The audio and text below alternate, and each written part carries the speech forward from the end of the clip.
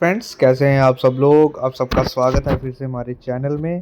तो आज आप सभी बच्चों के लिए एक और एमसीक्यू का इम्पोर्टेंट सेशन लेके आया हूं मैं। कल इससे पहले मैंने एक सेशन अपलोड कर दिया हुआ है जिसमें हमने जो था वो टॉपिक के ऊपर एमसीक्यूज डिस्कस किए थे। ठीक है, इन्वायरमेंटल जो नॉलेज की थी उसके ऊपर हमने टॉपिक डिस्कस किए थे जो आपका फॉरेस्ट इंस्पेक्टर का एग्ज़ाम होने वाला है। ठीक है, उसके लिए बहुत ही इंपॉर्टेंट टॉपिक है। ठीक है, और आज जो है हम इसके फर्दर आगे एमसीक्यूज डिस्कस करेंगे। तो जो बच्चे पहली बार वीडियो देख रहे हैं वो वीडियो को लाइक कर देना, चैनल पे पहली बार आए तो चैनल को सब्सक्राइब भी कर देना, चैनल को शेयर भी कर दो। और कोई भी क्वेरी है तो मुझे कमेंट सेक्शन में पूछ लेना। डिस्क्रिप्शन में मैं अपने टेलीग्राम चैनल का लिंक भी दूंगा, वहाँ से आप टेलीग्राम चैनल भी हमारा ज्वाइन कर लेना। ओके, तो विदाउट एनी डिले स्टार्ट करते हैं आज के क्वेश्चंस आंसर। फर्स्ट क्वेश्चन कह रहा है acid rain reacts with marble and limestone to form. जब एसिड रेन जो है वो रिएक्ट करती है मार्बल और लाइमस्टोन के साथ तो क्या चीज़ बनती है। ए ऑप्शन है कैल्शियम कार्बोनेट, बी कह रहा है कैल्शियम हाइड्रो ऑक्साइड, सी कह रहा है कैल्शियम सल्फेट एंड डी कह रहा है नन ऑफ दी। तो बताइए इसका राइट आंसर क्या है। जब भी एसिड रेन जो है वो रिएक्ट करती है मार्बल और लाइमस्टोन के साथ तो क्या बनता है। तो ऑप्शन आपके सामने ये है, option number C, that is calcium sulphate. ठीक है, याद रखना। आगे चलेंगे, क्वेश्चन नंबर 17 कह रहा है, एक सेकंड, यस क्वेश्चन नंबर 17 कह रहा है the ecological pyramid always start with the following at the base. सभी बच्चों को पता ही है, कल ही मैंने डिस्कस किया था। इकोलॉजिकल पैरामिड्स होते हैं जो एल्टोनियन पैरामिड्स के नाम से भी जिनको जाना जाता है क्योंकि उनके द्वारा डिस्कवर किए गए थे। 3 टाइप्स के पैरामिड्स होते हैं ये। तो आप मुझे बताओ कि जो पैरामिड होता है वो उसके बेस, मतलब पैरामिड आपको पता ही है, एक आपने कल भी मैंने आपके साथ क्वेश्चन डिस्कस किया था कि कौन सा ऐसा पैरामिड होता है जो हमेशा अपराइट होता है, जो हमेशा ऊपर की तरफ होता है अपराइट में, वो हमारा होता है पैरामिड ऑफ नंबर। तो अब पूछा गया है कि कोई भी पैरामिड में बेस में क्या होता है हमेशा। ठीक है, सॉरी, इकोलॉजिकल पैरामिड के बेस में क्या होता है। तो ए ऑप्शन कह रहा है डिकम्पोजर, प्रोड्यूसर, कंज्यूमर या नन ऑफ द बोस। तो आपको पता ही है, इसमें कुछ ज़्यादा डिस्कस करने वाला नहीं है। आपको पता ही है सबसे बेस में कौन होता है। एक second, yes, option number B, that is producer. ठीक है, फिर आगे आगे बढ़ते जाते हैं जो हमारी फूड चेन के हिसाब से हम चलते हैं। क्वेश्चन नंबर 18 कह रहा है विच of the following is a non renewable source of energy. ठीक है, इनमें से कौन सा जो है वो non renewable source of energy है। ए कह रहा है कोल, फॉरेस्ट, वाटर या वाइल्ड लाइफ। तो बताइए इसका राइट आंसर क्या है। इसमें कुछ ज़्यादा सोचने वाला नहीं है। इसका राइट आंसर है option number a, that is coal. आगे चलेंगे, यस, ये क्वेश्चन इंपॉर्टेंट है। Chipko movement was started to conserve. पहली बात, तुम आप मुझे जो भी बच्चे ये वीडियो देखेंगे ना, मुझे पता है उन सभी बच्चों को सब कुछ आता है, वो सभी बच्चे अच्छी तरीके से पढ़ भी रहे हैं। जिन बच्चों को इस क्वेश्चन का राइट आंसर पता होगा ना, जो मैं अब पूछूंगा आपसे, वो मुझे कमेंट सेक्शन में बताना कि चिपको मूवमेंट जो थी वो किसके द्वारा स्टार्ट की गई थी। ठीक है, और कहाँ पे स्टार्ट की गई थी, जगह और किसके द्वारा स्टार्ट की गई थी। ये बहुत इंपॉर्टेंट है, कौन सी जगह। आपको सभी को पता है कि चिपको मूवमेंट क्या आती है और क्या हुआ था, इसमें क्या क्या मतलब चीज़ें देखी गई थी, लेकिन मैक्सिमम बच्चों को ये चीज़ नहीं पता है कि चिपको मूवमेंट जो थी वो कहाँ पे स्टार्ट की गई थी। तो बेटर, अगर आपको पता है तो मुझे कमेंट सेक्शन में बताना, नहीं पता तो गूगल से सर्च करके मुझे कमेंट सेक्शन में बताना, लेकिन बताना ज़रूर। कल को ये आप क्वेश्चन आपकी आंखों के सामने आएगा, आप याद रखना मेरी बात। तो चिपको मूवमेंट जो है वो किसके द्वारा स्टार्ट की गई थी, किस चीज़ को कंजर्व करने के लिए, सभी को पता है क्या है, वो हमारे फॉरेस्ट को। यस, आगे चलेंगे, क्वेश्चन नंबर 20। एक सेकंड रुक जाओ, ये क्या हो गया इसको, क्वेश्चन ही थोड़ा, चलो देख लो।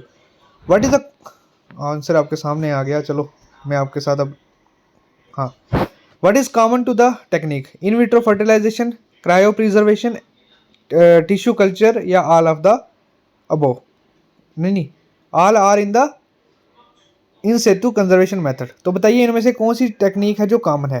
ठीक है, मतलब कॉमन टेक्निक्स पूछी हुई है। ठीक है, तो ऑप्शन आपके सामने देखो। एक ऑप्शन तो पहले आपने देख लिया, all are in the in situ conservation method. B कह रहा है all are ex situ conservation method. C कह रहा है all require ultra modern equipment and large space.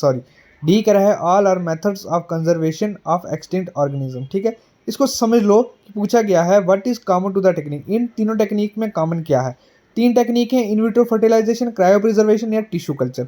और ऑप्शंस आपके सामने मैंने पढ़ लिए। तो राइट आंसर है ऑप्शन नंबर बी, क्या है, all are ex situ conservation method. ठीक है, आपको पता है इन सितु और एक्स सितु क्या होता है, और सबसे बेस्ट ऑप्शन यही बन रहा है कि all are ex situ conservation methods. Now question number 21, एक सेकंड रुक जाओ, कहीं क्वेश्चन थोड़े बड़े हैं ना। यस, हाँ हम इसको देख सकते हैं। क्वेश्चन नंबर 21 कह रहा है the type of diversity including all the different kind of living things found in a certain habitat is called as species diversity, genetic diversity, ecosystem diversity या पॉपुलेशन डाइवर्सिटी। तो बताओ इसका राइट आंसर क्या होगा। The type of diversity जहाँ पे different kind of living things जो होते हैं वो एक सर्टेन हैबिटेट में रहते हैं, उसको हम क्या कहते हैं, स्पीशीज डाइवर्सिटी होती है, जेनेटिक डाइवर्सिटी होती है, इकोसिस्टम डाइवर्सिटी होती है, पॉपुलेशन डाइवर्सिटी होती है। तो राइट आंसर है इसका option number that is species diversity. अब इस चीज़ को समझिए कि स्पीशीज डाइवर्सिटी की बात होगी कि जहाँ पे जो है वो डिफरेंट टाइप ऑफ क्या बोलते हैं ऑर्गेनिज्म जो है वो रहते हैं, और वो क्या है कि सेम टाइप ऑफ रिसोर्सेज के ऊपर डिपेंड है। जेनेटिक डाइवर्सिटी होगी एक बेसिक, मतलब क्या करो कि आप एक स्पीशीज़ को लेके चलो, ठीक है, कि एक स्पीशीज से कैसे इवॉल्व होते होते होते वो चीज़ होगी जेनेटिक डाइवर्सिटी। इकोसिस्टम डाइवर्सिटी होगी एक पर्टिकुलर इन्वायरमेंट के ऊपर, और पॉपुलेशन डाइवर्सिटी होगी एक पॉपुलेशन के ऊपर। जैसे क्या हो गया, हमारे इंडिया को ले लीजिए, डिफरेंट स्टेट्स की जो है वो डिफरेंट पॉपुलेशन हो गया, इसी को हम जो है पॉपुलेशन डाइवर्सिटी कहेंगे कि हर जगह की अलग जो पॉपुलेशन दिखती है ये डाइवर्सिटी है। ओके, समझ गए होंगे आप।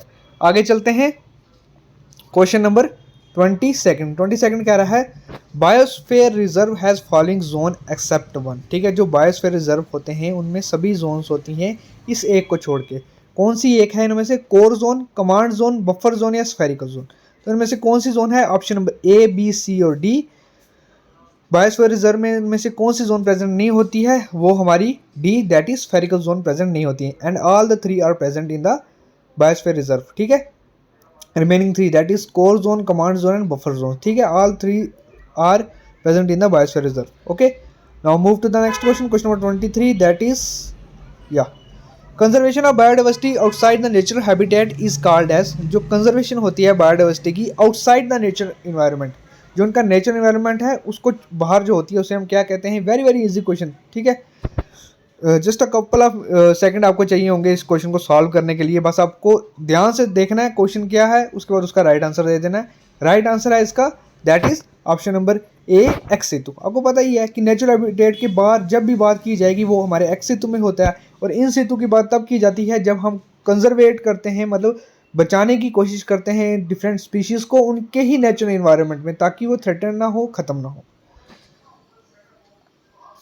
आगे चलेंगे, यस, क्वेश्चन नंबर 24 कह रहा है, एक second, yes, which out of the following are the cause of soil erosion. ठीक है, these all are very easy questions. ठीक है, प्रॉब्लम ये है, सोचने वाली बात ये है, यू हैव टू फोकस। ठीक है, learn the question, read the question properly, then answer it. Okay, yes, तो बताओ इसका राइट आंसर क्या है। Cause of soil pollution, option number a, b, c and d. Unrestricted grazing, over cultivation, deforestation. ठीक है, so all these are the cause of the soil erosion. ठीक है, now question number 25 कह रहा है red data book contains data of. जो red data book होती है वो किस चीज़ का डाटा कंटेन करके रखती है। All plant species, all animal species, threaten species, economically important species. तो आपको पता ही है, जो जब हम बात करते हैं रेड डाटा बुक की, वो जो है हमेशा थ्रेटन स्पीशीज़ की बात करती है, ऐसी स्पीशीज़ जो ख़त्म होने के कगार पे हैं या उनको खतरा है कि वो लुप्त हो जाएंगी, आस्ता आस्ता ख़त्म होने के चांसेस हैं। ठीक है, रेड डाटा बुक हमेशा उसके ऊपर जो है वो बात करती है। ओके, आगे चलेंगे,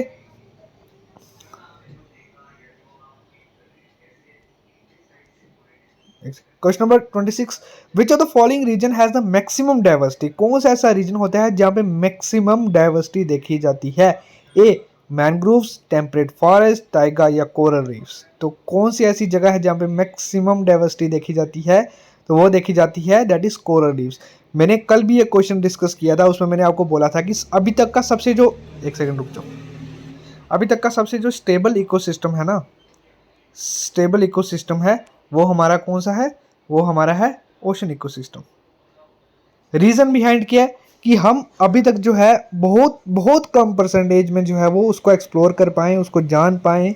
ठीक है, चीज़ों को समझ पाएँ, क्योंकि वो सबसे ज़्यादा एरिया हमारे ओशन ही कवर करता है, और सबसे ज़्यादा समझना मतलब टाइम कंज्यूमिंग भी वही है, और बहुत ज़्यादा डाइवर्सिटी है वहाँ पे।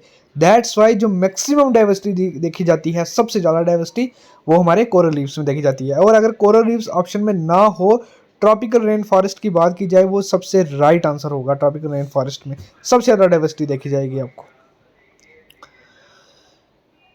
एक सेकंड, यस, क्वेश्चन नंबर 27 कह रहा है, question number 27 is which one of the following is not included under in situ conservation. In situ conservation में इनमें से कौन सी चीज़ जो है वो नहीं आती? Zoo, national park, wildlife sanctuary या biosphere reserve. Very very easy question, ज़्यादा टाइम नहीं लेंगे।